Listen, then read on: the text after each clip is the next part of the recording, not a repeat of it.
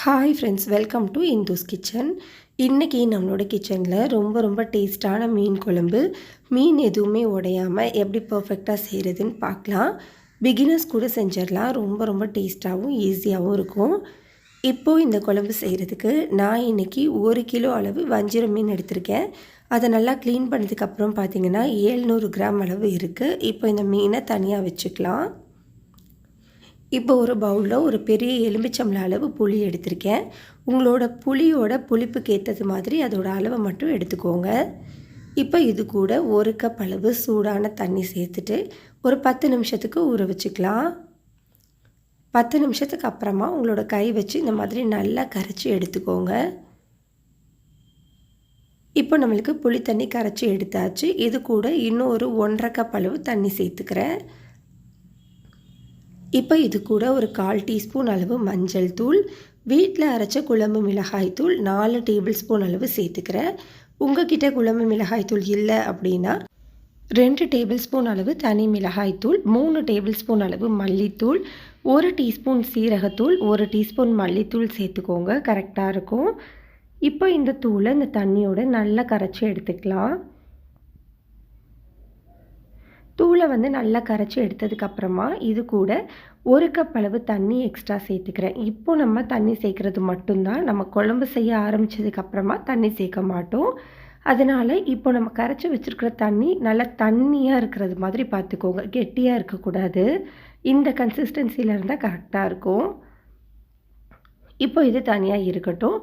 ஒரு பவுலில் 3 medium size தக்காளியை 2 கட் பண்ணிவிட்டு அதில் நடுவில் இருக்கிற அந்த கெட்டி பகுதியை மட்டும் கட் பண்ணி எடுத்திருக்கேன். இப்போ இதை நம்ம கை வச்சு நல்லா மசிச்சு எடுத்துக்கலாம். கண்டிப்பாக நம்ம கை வச்சு தான் மசிக்கணும். அப்போது தான் நல்லா டேஸ்ட்டாக இருக்கும். நீங்கள் மிக்சியிலலாம் சேர்த்து அரைச்சிங்க அப்படின்னா டேஸ்ட் அவ்வளோ தூரம் நல்லா இருக்காது. உங்களால் எவ்வளோ முடியுமோ அந்த அளவுக்கு நல்லா மசிச்சு எடுத்துக்கோங்க. இப்போ மசிச்சு வச்சுருக்கிற இந்த தக்காளி தனியாக இருக்கட்டும். ஒரு கடாயில் 3 டேபிள் ஸ்பூன் அளவு நல்லெண்ணெய் இல்லைன்னா தேங்காய் எண்ணெய் சேர்த்துக்கோங்க. இந்த 2 எண்ணெயில் எது சேர்த்தாலும் ரொம்ப டேஸ்ட்டாக இருக்கும். இது 2ம் இல்லை அப்படின்னா நீங்கள் நார்மலாக யூஸ் பண்ணுற எண்ணெயே சேர்த்துக்கலாம். எண்ணெய் சூடானதுக்கப்புறமா 1/2 டீஸ்பூன் கடுகு, 1/2 டீஸ்பூன் வெந்தயம், கூடவே ஒரு 15 பல்லு பூண்டு, 15 சின்ன வெங்காயத்தை முழுசாகவே சேர்த்துக்கிறேன். உங்களுக்கு முழுசாக சேர்க்க பிடிக்காது அப்படின்னா 2 கட் பண்ணிவிட்டு கூட சேர்த்துக்கலாம். இது கூட கொஞ்சமாக கருவேப்பிலை சேர்த்துட்டு இந்த வெங்காயம் கண்ணாடி பதம் வர வரைக்கும் நல்லா வதக்கி விட்டுக்கோங்க.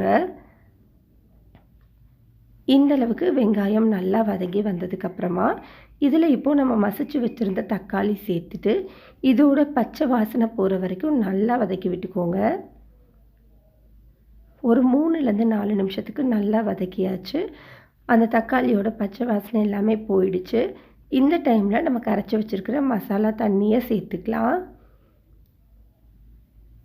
இப்போ இந்த குழம்புக்கு தேவையான அளவு உப்பு, 1 டேபிள் ஸ்பூன் அளவு கல்லுப்பு சேர்த்துட்டு இதை நல்லா கலந்து விட்டுக்கலாம். ஸ்டவ்வை மீடியம் ஹீட்லேயே வச்சுட்டு இது ஒரு 10லேருந்து 15 நிமிஷத்துக்கு நல்லா கொதிக்க வச்சுக்கோங்க. அந்த புளி அந்த மசாலா தூளோட பச்சை வாசனை எல்லாமே சுத்தமாக போகணும். அப்போ தான் குழம்பு நல்ல வாசனையாகவும் டேஸ்ட்டாகவும் இருக்கும்.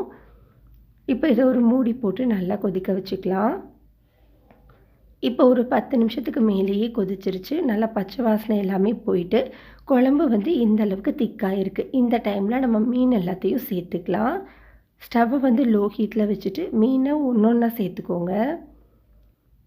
மீன் சேர்த்ததுக்கப்புறமா அந்த கடாயோட கைப்பிடியை பிடிச்சு இந்த மாதிரி லைட்டாக ஷேக் பண்ணி விட்டீங்க அப்படின்னா மீன் எல்லாமே உள்ளே போயிடும். இப்போ இதை ஒரு மூடி போட்டுட்டு ஸ்டவ்வை மீடியம் ஹீட்டில் வச்சுட்டு ஒரு 3லேருந்து 5 நிமிஷம் மட்டும் வேக வச்சுக்கோங்க. மீன் ரொம்ப சீக்கிரமாகவே வெந்துடும். ரொம்ப நேரம் வேக வச்சோம் அப்படின்னா நம்மளுக்கு மீன் உடஞ்சி போயிடும். ஒரு 3லேருந்து 5 நிமிஷம் நல்லா வேக வச்சுட்டு ஸ்டவ் ஆஃப் பண்ணிடலாம். பாருங்கள், நம்மளுக்கு மீன் எதுவுமே உடையாமல் நல்லா வெந்து வந்திருக்கு. குழம்பு ரொம்ப டேஸ்ட்டாக இருக்கும். கண்டிப்பாக இதை நீங்கள் ட்ரை பண்ணி பாருங்கள். இந்த ரெசிபி உங்களுக்கு பிடிச்சிருந்ததுன்னா லைக் பண்ணுங்கள், ஷேர் பண்ணுங்கள், கமெண்ட் பண்ணுங்கள்.